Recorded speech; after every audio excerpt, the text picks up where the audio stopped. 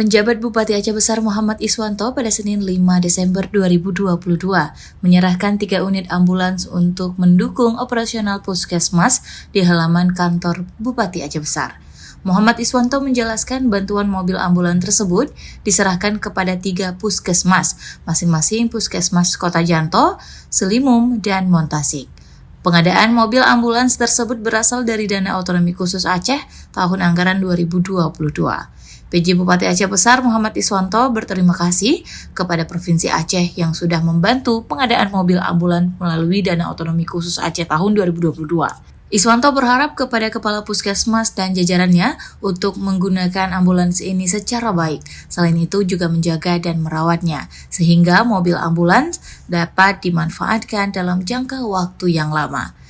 Sekali lagi kami menyampaikan kepada Bapak Gubernur Pemerintah Aceh yang telah membantu dana otsus bagi masyarakat Aceh Besar, bagi rakyat Aceh Besar. Hari ini kami juga kembali memberikan bukti konkret kepada masyarakat dalam pelayanan kesehatan.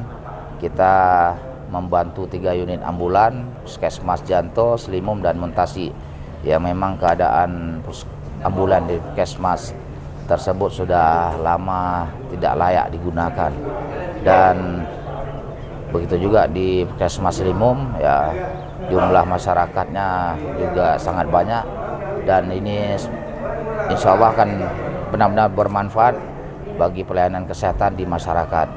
Dan kita berharap kepada kawan-kawan di Puskesmas menjaga aset pemerintah ini, menjaga ambulan ini dengan sebaik-baiknya supaya bertahan lama, kemudian selalu dapat digunakan, dan masyarakat tidak mengeluh lagi bahwa ambulan yang diharapkan ketika mereka memerlukan emergensi, urgen, dan sebagainya, ada hal-hal yang mengganjal hati dari masyarakat. Insya Allah, terima kasih lagi kepada seluruh rakyat Aceh atas doa.